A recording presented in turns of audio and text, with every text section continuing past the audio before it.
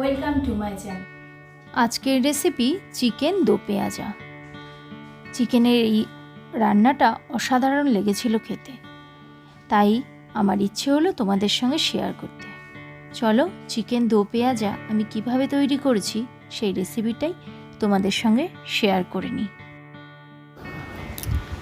দেখো, আমি সব রকমের চিকেনের পিসই নিয়ে নিয়েছি। চিকেনের পিসগুলো একটু বড় বড় করে রাখতে হবে। এবার এই চিকেনটা ম্যারিনেট করে নেব। দিয়ে দিলাম লবণ, শুকনো লঙ্কার গুঁড়ো,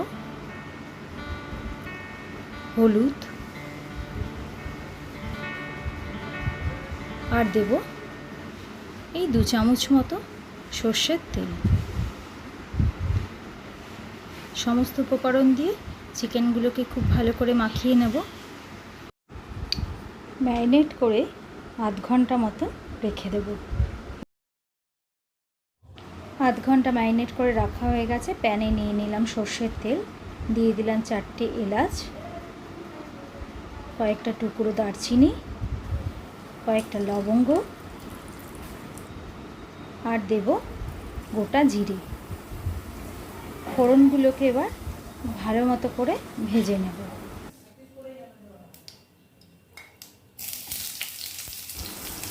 এবার তেলের মধ্যে দিয়ে দেব কুচিয়ে রাখা পেঁয়াজ।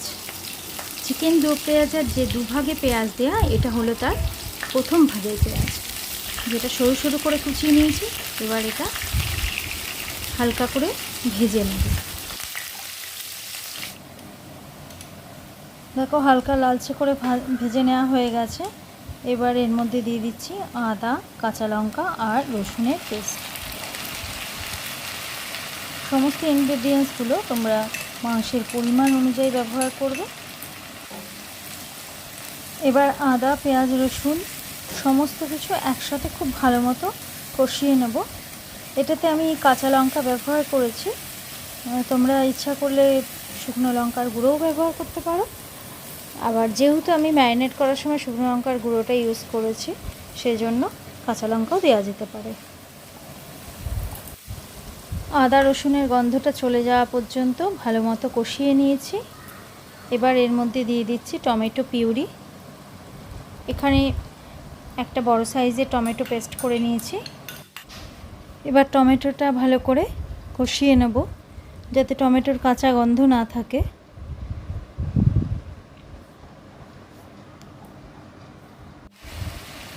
দেখো, টমেটো, আদা, পেঁয়াজ, রসুন সমস্ত ইনগ্রিডিয়েন্টসগুলো কষে আস্তে আস্তে তেল বেরোতে শুরু করে দিয়েছে। এবার দিয়ে দেব জিরের গুঁড়ো, ধনের গুঁড়ো, কাশ্মীরি লঙ্কার গুঁড়ো। এবার দিয়ে দিচ্ছি পরিমাণ মতো হলুদ। সমস্ত মশলা আবার ভালো মতো কষিয়ে নেব। খুব ভালো মতো অন্যান্য মশলাগুলো কষিয়ে নিয়েছি। মশলা থেকে তেল ছেড়ে এসছে। এবার কষিয়ে নেওয়া মশলার মধ্যে দিয়ে দেব ম্যারিনেট করে রাখা চিকেনের পিসগুলো।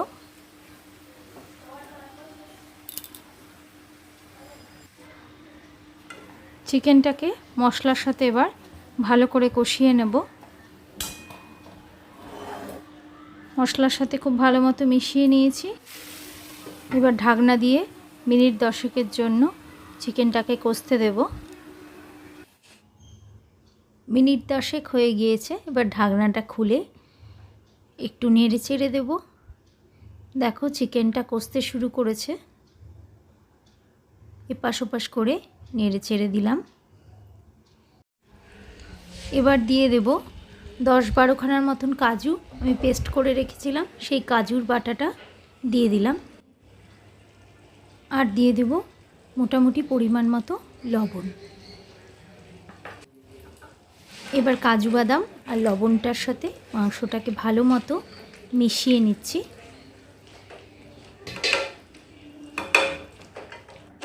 মিনিট 10 জন্য ঢাকা দিয়ে দিলাম।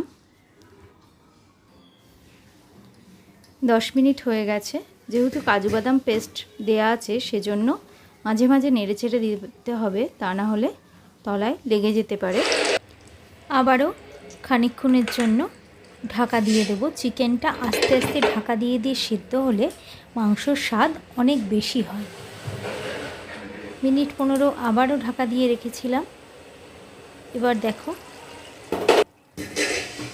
এবার চিকেনটা খুব সুন্দর নরম হয়ে এসছে আর খুব সুন্দর একটা কালার হয়েছে। এবার দিয়ে দেব কাসুরি মেথি। এটা একটু হাতে ক্রাশ করে নিয়ে দিলে বেশি ফ্লেভারটা ভালো আসে, তাই জন্য ক্রাশ করে দিয়ে দিলাম কাসুরি মেথি। এই মেথি পাতাটাকেও ভালো মতো চিকেনের সাথে মিশিয়ে দিলাম।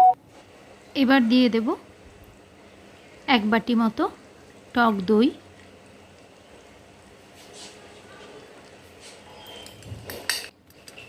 টক দইটা চিকেনের সাথে ভালো মতো মিশিয়ে দিচ্ছি। এবার একই সাথে দিয়ে দেব টুকরো করে রাখা পেঁয়াজগুলো, মানে যে পেঁয়াজগুলোকে আমি চৌকো চৌকো করে কেটে নিয়েছিলাম সেই পেঁয়াজের টুকরোগুলোকে দিয়ে দেব। চিকেন দো পেঁয়াজাতে যে দ্বিতীয়বারের জন্য পেঁয়াজটা ইউজ করা হয় সেই পেঁয়াজটাই এবার আমি দিয়ে দিলাম এবং পেঁয়াজের সাথে চিকেনের সাথে ভালো মতো আবারও নেড়ে চেড়ে নিচ্ছি। আর দিয়ে দেব খুব সামান্য একটু লবণ, যেটা আমার মনে হচ্ছে দেওয়া একটু প্রয়োজন, সেই পরিমাণ একটু লবণ দিলাম।